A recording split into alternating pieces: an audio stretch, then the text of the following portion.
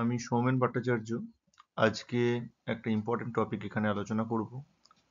টপিকটি হচ্ছে আমাদের যে স্টুডেন্টদের বর্তমান সময়ে বিভিন্ন কারণে পড়াশোনা থেকে ইচ্ছা চলে যাচ্ছে, স্পেশালি যদি আমরা কনসিডার করি কলেজ স্টুডেন্টদের। তো এর কারণ খুঁজতে গেলে আমাদের কয়েকটা জায়গা বুঝতে হবে এবং সেইগুলো নিয়ে আমি আজকে এখানে আলোচনা করব খুব সংক্ষেপে ব্যাপারটা। অবশ্যই যদি আপনাদের ভালো লাগে, আপনারা এবং ভবিষ্যতে আরো কিছু টপিক পেতে চান, তাহলে অবশ্যই চ্যানেলটাকে সাবস্ক্রাইব এবং শেয়ার করে দেবেন এবং কমেন্ট সেকশনে কমেন্ট করতে পারেন কোনো রকম কোনো প্রশ্ন থাকলে।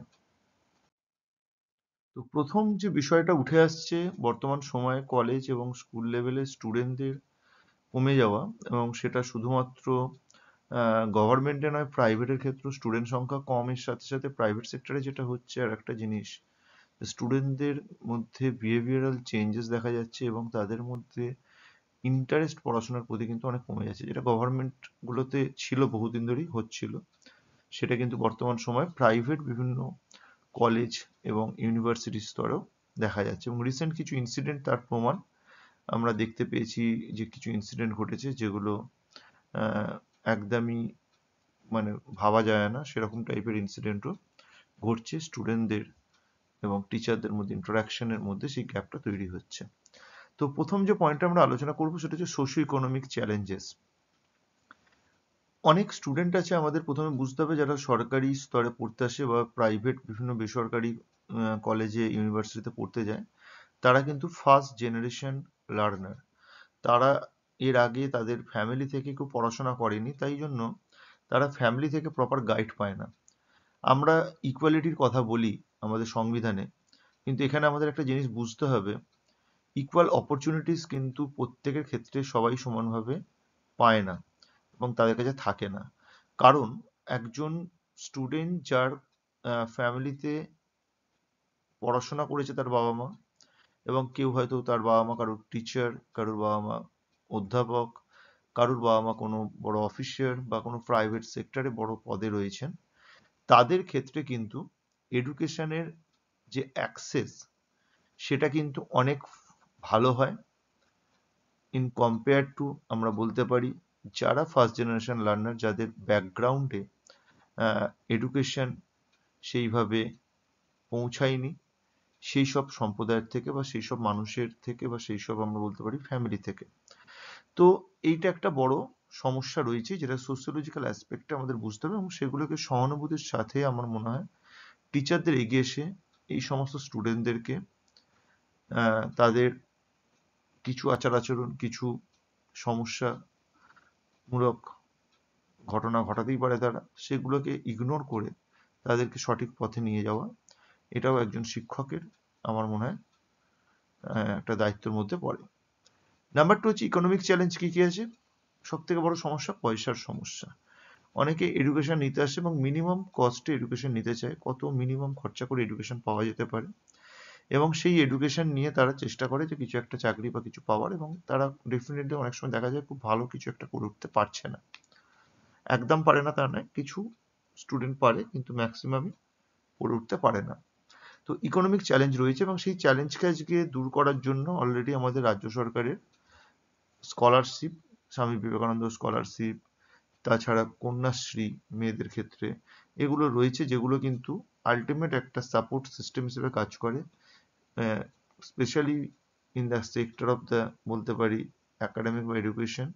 সেখানে কিন্তু এরা একটা খুব সুন্দরভাবে এই স্কিমগুলো কাজ করছে, এই ওয়েলফেয়ার স্কিমগুলো, এবং স্টুডেন্টদেরকে আগামী দিনে তাদের ভালো এডুকেশন যাতে নিতে পারে সেই দিকে এগিয়ে দিচ্ছে।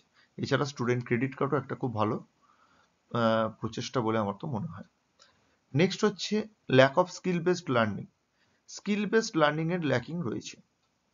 আমাদের বুঝতে হবে যে লার্নিং যখন করছে কোনো কিছু, তাকে শেখানো হচ্ছে স্টুডেন্টকে, তার যদি স্কিল ডেভেলপ না করে সেই স্টুডেন্টের সেই পড়া থেকে বা সেই এডুকেশন থেকে, আমরা সাপোজ আমি বলি একটি অ্যানিমিয়া পড়ানো হচ্ছে কোনো স্টুডেন্টকে, স্টুডেন্টটি অ্যানিমিয়াটা পড়লো, সবটা জানলো, সে জানলো যে মাইক্রোসাইটিক হতে পারে, হাইপোক্রোমিক হতে পারে, ঠিক আছে, সিকেল সেল হয়ে গেলে সিকেল সেল অ্যানিমিয়াও আমরা দেখতে পাই, সিকেল সেল অ্যানিমিয়া দেখা যাচ্ছে হতে পারে, বা থ্যালাসেমিয়াটা সে পড়েছে, থ্যালাসেমিয়ার ক্ষেত্রে আর বেশি মধ্যে কোনো পরিবর্তন হয় কিনা, বা দেখতে কিরাম লাগে একটা থ্যালাসেমিয়ার স্লাইড, এইগুলো যদি আমরা না করি তাহলে কিন্তু আমরা স্টুডেন্টদেরকে পিছিয়ে দিচ্ছি এবং তাদের কিন্তু স্কিল ডেভেলপ সেইভাবে করবে না এবং তারা ইন্টারেস্টও পাবে না। শুধু থিওরি পড়ে বর্তমান সময়ে এআই এর যুগে আমার মনে হয় কোনোভাবেই আমরা এডুকেশনকে এগিয়ে নিয়ে যেতে পারবো না। তো প্র্যাকটিক্যাল ওরিয়েন্টেড হতে হবে পড়াশোনা, সিলেবাসে থাকুক বা না থাকুক। যেহেতু সে থিওরিতে পড়ছে, টিচারদের প্রচেষ্টা করতে হবে সেই থিওরির পার্টটাকে প্র্যাকটিক্যাল আকারে তাদেরকে বোঝানো, যাতে তারা সেই পড়াশোনাটার মধ্যে ইন্টারেস্ট খুঁজে পায়। এবং আরেকটা জিনিস আমি বলবো যে এখন সমস্ত রকম যত রকম আমাদের জিনিসপত্র রয়েছে, ধরুন আপনাদের লেকচার, সেগুলো খুব ভালো ফর্মে অ্যাভেলেবেল ইন্টারনেটে, এবং আমাদের চ্যানেলেও কিছু লেকচার আসতে থাকবে আগামী দিনে। তাই জন্য কিন্তু কলেজ স্কুল লেভেলে এডুকেশনে গুরুত্ব দিতে হবে যে তারা যাতে ভালোভাবে পড়তে পারে এবং শিক্ষা পেতে পারে, এবং বিভিন্ন যে সমস্ত ডিজিটাল রুট আছে সেখান থেকেও তারা যাতে নিতে পারে, সেটার একটা পার্সেন্টেজ স্টুডেন্টদের প্রথম থেকে ট্রেন করতে হবে যে এত পার্সেন্ট তোমরা ডিজিটাল থেকে নাও, এত পার্সেন্ট তোমরা ক্লাসরুম থেকে নাও, বা সেটাকে তোমরা নিজেদের মতো করে হিসাব করে নাও। সেটা যাতে তারা ডিভাইড করতে পারে সেটা কিন্তু আমাদের দেখতে হবে। Limited career counselling, career counselling এর কোনো স্কোপ নেই, স্টুডেন্টরা কিছু জানে না যে তাদের কি কেরিয়ার করতে হবে। আমি দীর্ঘদিন টিচিং এর থেকে দেখতে পেয়েছি যে স্টুডেন্টদের মধ্যে একটা সোজা স্ট্রেট কোনো রকম তাদের লক্ষ্য নেই। তারা জাস্ট পড়ছে, কলেজে পড়ছে, স্কুলে পড়ছে, তারা জানে না কি করবে।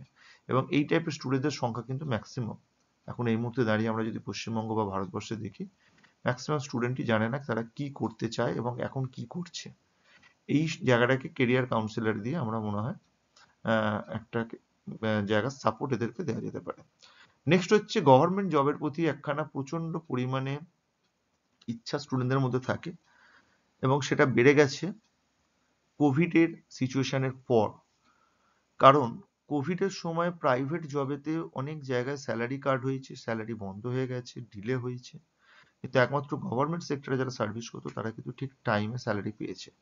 এবং এই বার্তাটা কোনো কারণে এমনভাবে স্প্রেড হয়ে গেছে মার্কেটে যে স্টুডেন্টদের মধ্যে কিন্তু গভর্নমেন্ট জব পাওয়ার যে প্রবণতা বা গভর্নমেন্ট জবের পরীক্ষা দেওয়ার যে প্রবণতা বলতে গেলে, সেটা কিন্তু অনেকাংশ বেড়ে গেছে কোভিডের প্রি কোভিড সিচুয়েশনের থেকে।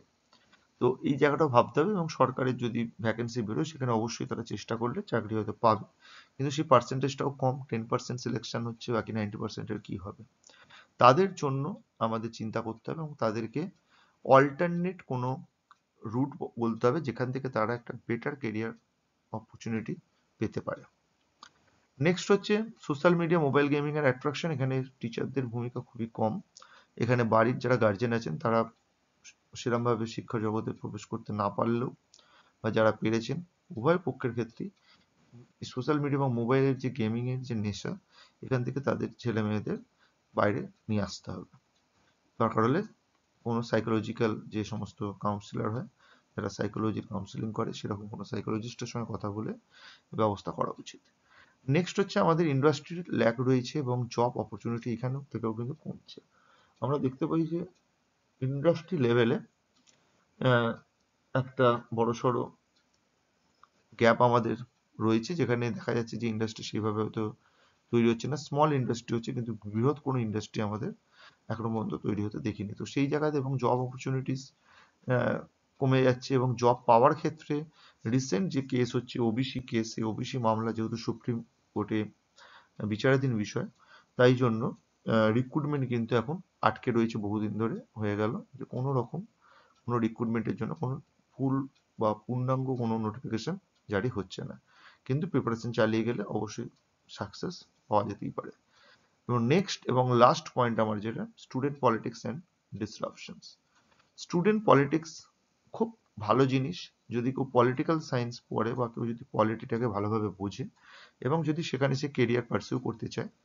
আমি এরকম কয়েকজনকে চিনি যারা স্টুডেন্টের পলিটিক্সের সঙ্গে যুক্ত ছিল কোনো এক সময়, যখন আজ থেকে 20 বছর আগে।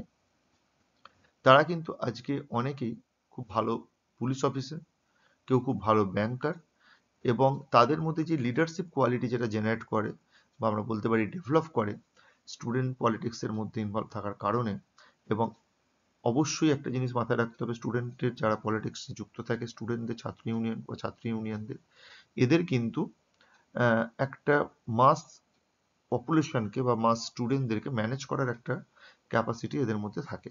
তো সেই জিনিসটাও কিন্তু ভবিষ্যতে তাদের কেরিয়ারে এগিয়ে নিয়ে যেতে সাহায্য করে। যদি কেউ কখনো মনে করে যে রাজনীতি আর করবো না, স্টুডেন্ট পলিটিক্স কলেজে হয়েছে, কলেজেই শেষ, তাহলে কিন্তু তাদের জন্য এই পয়েন্টগুলো অনেকটা দেখা যায় যে একটা বিগ অপরচুনিটি এনে দিতে পারে, এবং সেটা একটা প্লাস পয়েন্ট হিসেবে কনসিডার করা হতে পারে।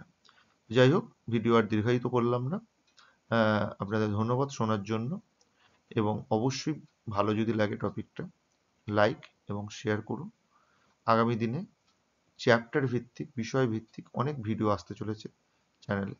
জাস্ট সাবস্ক্রাইব করে রাখুন এবং বেল বাটনটিকে প্রেস করে রাখুন। ধন্যবাদ।